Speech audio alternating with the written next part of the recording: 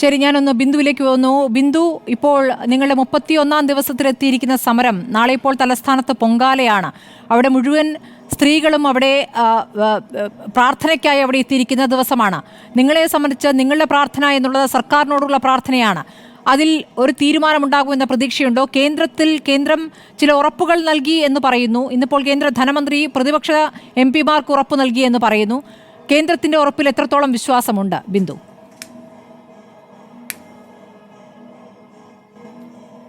ആദ്യമേ ഞാനൊരു factual error Shri Shibu Meeran പറഞ്ഞു, അതൊന്ന് ക്ലിയർ ചെയ്തിട്ട് പറയാം.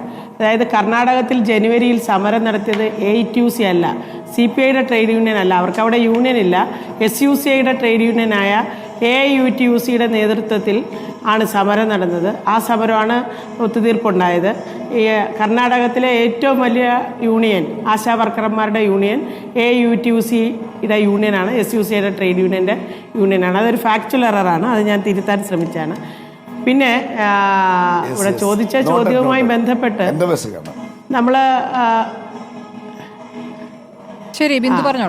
നമ്മൾ സമരം തുടങ്ങി സമരത്തിൻ്റെ ഒരു തുടർച്ച എന്നോണം സമരം നടന്നുകൊണ്ടിരിക്കുമ്പോഴാണ് പൊങ്കാല ഇടുന്നത്. ആറ്റുകാൽ പൊങ്കാല അതിപ്രശസ്തമായതാണ്. നമ്മൾ ആ സമരവേദിയിൽ വന്നിരിക്കുന്ന ആശാ വർക്കർമാർ എല്ലാവരും അവർ വർഷങ്ങളായി പൊങ്കാല ഇടുന്ന ആളുകളാണ്. അപ്പോൾ ഈ വർഷം സമരത്തിൻ്റെ ഭാഗമായി അവിടെ ഇരിക്കുകയാണ്. അപ്പോൾ അതുകൊണ്ട് നാളെ പൊങ്കാല ഇടാൻ താല്പര്യമുള്ള ആളുകളെല്ലാം ആ സമരസ്ഥലത്ത് വന്ന് പൊങ്കാല ഇടാം എന്ന് ഞങ്ങൾ അവരോട് പറഞ്ഞു. അതിൻ്റെ അടിസ്ഥാനത്തിൽ പല ജില്ലകളിൽ നിന്നായി ഇപ്പോൾ നിരവധി ആശാ വർക്കർമാർ അവിടെ എത്തിച്ചേർന്നിട്ടുണ്ട്. നാളെ രാവിലെയുമായിട്ട് അവരെത്തിച്ചേരും. പിന്നെ കേന്ദ്ര ഗവൺമെൻറ്റിൻ്റെ ഉറപ്പിനെ സംബന്ധിച്ച് അതിന് വരേണ്ടുന്ന കാര്യങ്ങളാണ്. അവർ പ്രഖ്യാപനം പോലും നടത്തിയിട്ടില്ല, അത് നൽകും എന്ന് JP നദ്ദ നമ്മുടെ ആരോഗ്യമന്ത്രി സൂചനയാണ്. അതെ, പാർലമെന്റിൽ പറഞ്ഞു. അതിൻ്റെ നടപടിക്രമങ്ങളൊക്കെ ആയി വന്ന് ഇനി എന്നാണ് അത് പ്രഖ്യാപിക്കുന്നത് നമുക്കറിയത്തില്ല. എന്തായാലും ഒരു കാര്യം, നമ്മൾ കേരളത്തിൽ ഈ സമരം തുടങ്ങുമ്പോൾ ഈർക്കിൽ പാർട്ടി നടത്തുന്ന സമരം, പാട്ടപ്പിരിവുകാർ നടത്തുന്ന സമരം എന്നൊക്കെ ആക്ഷേപിച്ച് ഞങ്ങളുടെ മനോവീര്യം കെടുത്താന്ന് അങ്ങനെയുള്ളൊരു ആഗ്രഹത്തിൻ്റെ അടിസ്ഥാനത്തിലായിരിക്കും.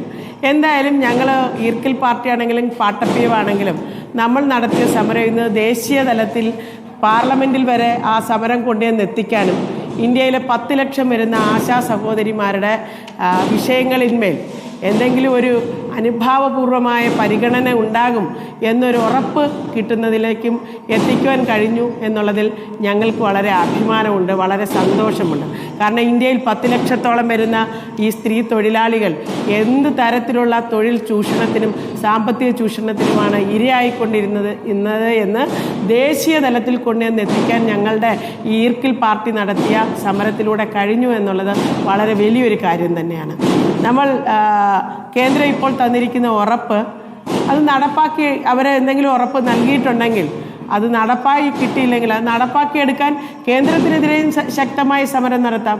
എല്ലാ സംഘടനകളും വരട്ടെ. ഇത് 1-2 പേർക്ക് വേണ്ടിയിട്ടല്ലല്ലോ, 10 ലക്ഷം വരുന്ന സ്ത്രീകൾക്ക് വേണ്ടിയിട്ടാണ്.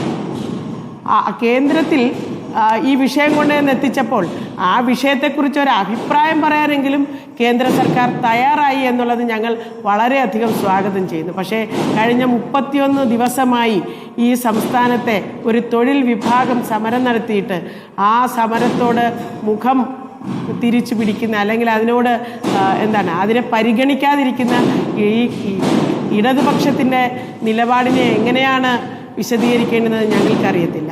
ബിന്ദു, ഇന്നിപ്പോൾ മുഖ്യമന്ത്രി ഡൽഹിയിലെത്തി നടത്തുന്ന അനൗദ്യോഗിക ചർച്ചകളിലും ആശമാരുടെ വിഷയമുണ്ടോ എന്നുള്ള കാര്യത്തിൽ അവ്യക്തത തുടരുന്നു എന്നത് എന്താണ് ഒരു സമീപനം എന്നതിന്റെ സൂചനയായി നിങ്ങൾ കാണുന്നുണ്ടോ? നിങ്ങളോട് ഇവിടെ കാണിക്കുന്ന സമീപനം തന്നെ ഡൽഹിയിലും നിങ്ങൾക്ക് വേണ്ടി ശബ്ദമുയർത്തുന്നില്ല എന്നതിന്റെ സൂചനയായിട്ടൊക്കെയാണോ നിങ്ങൾ കാണുന്നത്?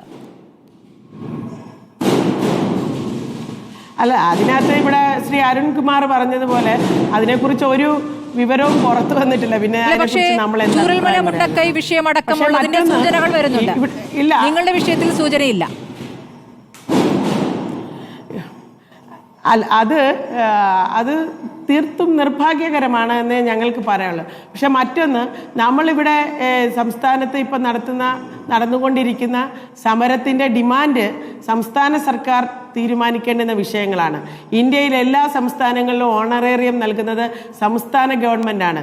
ആരോഗ്യ എന്ന് പറയുന്നത് കൺകറന്റ് ലിസ്റ്റിലാണെങ്കിലും അതിൻ്റെ മെയിനായിട്ടുള്ള റെസ്പോൺസിബിലിറ്റി സംസ്ഥാന സർക്കാരിനാണെന്നുള്ളത് അടിവരയിട്ട് പറയുന്ന കാര്യമാണ്. അപ്പോൾ എല്ലാ സംസ്ഥാനങ്ങളിലും ഓണറേറിയം നൽകുന്നത് സംസ്ഥാന സർക്കാരാണെന്നിരിക്കെ ആ ഓണറേറിയം 232 രൂപ ദിവസം കിട്ടുന്ന ആ ഓണറേറിയം ഇന്നത്തെ കേരളത്തിൻ്റെ ജീവിത പശ്ചാത്തലത്തിൽ ഈ ജീവിത ചെലവുകൾ വർദ്ധിച്ചുകൊണ്ടിരിക്കുന്ന ഒരു കാലഘട്ടത്തിൽ നമുക്ക് ജീവിക്കാൻ മതിയാകില്ല എന്ന് പറഞ്ഞുകൊണ്ട് സംസ്ഥാന സർക്കാർ അത് വർദ്ധിപ്പിക്കണമെന്ന് ആവശ്യപ്പെട്ടുകൊണ്ടാണ് നമ്മൾ സമരം ആരംഭിച്ചത്. ഈ ബംഗാളിലും ഹരിയാനയിലും അടക്കം വിരമിക്കൽ ആനുകൂല്യം പ്രഖ്യാപിച്ചിരിക്കുന്നത് സംസ്ഥാന സർക്കാരാണ്.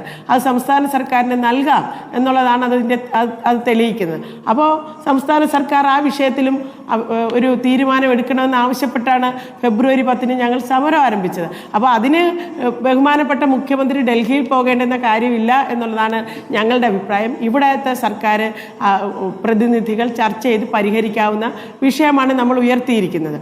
ഇതിൽ ബഹുമാനപ്പെട്ട ആരോഗ്യവകുപ്പ് മന്ത്രി കഴിഞ്ഞ 3 ആഴ്ചയായിട്ട് പറഞ്ഞുകൊണ്ടിരിക്കുന്നത് ഞങ്ങളുമായി ചർച്ച നടത്തി എന്നുള്ളതാണ്. ശരിയാണ്, 15-ാം തീയതി ചർച്ചയ്ക്ക് വിളിച്ചു. പക്ഷേ ചർച്ചയ്ക്ക് നമ്മൾ ഉയർത്തിയ ഡിമാൻഡുകളെ സംബന്ധിച്ച് അത് പരിഹരിക്കുന്നതിനൊരു ഫോർമുല വെച്ചില്ല എന്ന് ഞങ്ങൾ അന്നേ പറഞ്ഞു. മിനിസ്റ്റർ നമ്മളോട് പറഞ്ഞത് സർക്കാരിൻ്റെ സാമ്പത്തിക ബാധ്യതയും കേന്ദ്രം വിഹിതം തരുന്നില്ല എന്നുള്ള കാര്യമാണ്. അതിന് അവസാനം മിനിസ്റ്റർ ഞങ്ങളോട് പറഞ്ഞത് ഞാനിത് പരിഗണിക്കാം, എനിക്കും അനുഭവമുണ്ട്, പക്ഷേ ഈ സമീപകാലത്തൊന്നും നടക്കുന്ന കാര്യമല്ല, ഞാൻ ധനവകുപ്പിനോടും ധനകാര്യമന്ത്രിയോടും ഇത് ചർച്ച ചെയ്യാം, എന്നിട്ട് നമുക്ക് എന്തെങ്കിലും ചെയ്യാൻ പറ്റുമോ എന്നുള്ളത് അറിയിക്കാം. അപ്പോൾ ഞങ്ങൾ പറഞ്ഞു ശരി, അങ്ങനെ ചർച്ച ചെയ്ത് അറിയിച്ചോളൂ, ഞങ്ങൾ എന്തായാലും സെക്രട്ടേറിയറ്റിന് മുന്നിൽ ഉണ്ടാവുമെന്ന് പറഞ്ഞിട്ട് ഇന്ന് 26-27 ദിവസമായിട്ട് ഒരു ചർച്ചയും നടത്തി നമ്മളെ ഒരു വിവരം ഇതുവരെ അറിയിച്ചിട്ടില്ല. മറിച്ച് നമ്മൾ കണ്ടത് മിനിസ്റ്ററുമായി ചർച്ച നടത്തിയതിൻ്റെ പിറ്റേ ദിവസം ധനകാര്യമന്ത്രി ഞങ്ങളെ ആക്ഷേപിക്കുന്നതാണ് ഞങ്ങൾ കേട്ടത്. അതിനുശേഷം അസംബ്ലിയിൽ ഈ ബജറ്റ് ചർച്ച നടന്നപ്പോൾ ഈ 10-ാം തീയതി മുതൽ പറഞ്ഞു വെച്ച അതേ പാറ്റേണിലുള്ള ചില മറുപടികളാണ് അവിടെ ഹെൽത്ത് മിനിസ്റ്റർ പറഞ്ഞത്. എന്താണ്, 7000 രൂപ ഈ ഇന്ത്യയിൽ ഒരിടത്തും ഇത്രയും ഓണറേറിയം കൊടുക്കുന്നില്ല. 7000 എന്ന് പറയുന്നത് ഒരു 70,000 രൂപ കൊടുക്കുന്നു എന്നുള്ള വലിപ്പത്തിലാണ് മിനിസ്റ്റർ പറഞ്ഞുകൊണ്ടിരിക്കുന്നത്. മിനിസ്റ്റർ ഒരുപക്ഷെ ഒരു ദിവസത്തെ സാലറി ആയിരിക്കും ഈ 7000 രൂപ. അതാണ് ഒരു തൊഴിൽ വിഭാഗത്തിന് ഒരു മാസം കൊടുക്കുന്ന സാലറി. അപ്പം അതിനുശേഷം ഈ ബജറ്റ് ചർച്ചയിലും ഇത് വരികയോ 26-27 ദിവസമായിട്ട് ഞങ്ങളോട് ധനകാര്യമന്ത്രിയുമായും ധനവകുപ്പുമായി ഇത്തരം ചർച്ച നടത്തി ഞങ്ങൾക്ക് ഇത്രയും കാര്യങ്ങൾ ചെയ്യാൻ കഴിയുള്ളൂ എന്ന് വിളിച്ച് ഇതുവരെ പറയുവാൻ മിനിസ്റ്റർ തയ്യാറായിട്ടില്ല. എന്ന് പറഞ്ഞാൽ ആ ചർച്ച നടത്തിയെന്ന് ഇടതുപക്ഷത്തിൻ്റെ നേതാക്കന്മാരും ട്രേഡ് യൂണിയൻ നേതാക്കന്മാരും അല്ലെങ്കിൽ മിനിസ്റ്റർ തന്നെ അങ്ങനെ പറയുമ്പോൾ ആ പറഞ്ഞതിനകത്ത് എന്തെങ്കിലും വസ്തുതയുണ്ടോ, അല്ലെങ്കിൽ ഞങ്ങളോട് ഗൗരവമായിട്ടാണോ ആ പറഞ്ഞത്, ഈ പ്രശ്നം പരിഹരിക്കാൻ വേണ്ടിയിട്ടാണോ എന്നുള്ളതും ആ ചർച്ച ഒരു പ്രഹസനമായിരുന്നു എന്ന് ഞങ്ങൾ അന്ന് പറഞ്ഞതിന് അടിവരയിടുന്ന രീതിയിലാണ് ഈ 31 ദിവസം കഴിഞ്ഞപ്പോൾ ഞങ്ങൾക്ക് കാണാൻ കഴിയുന്നത്.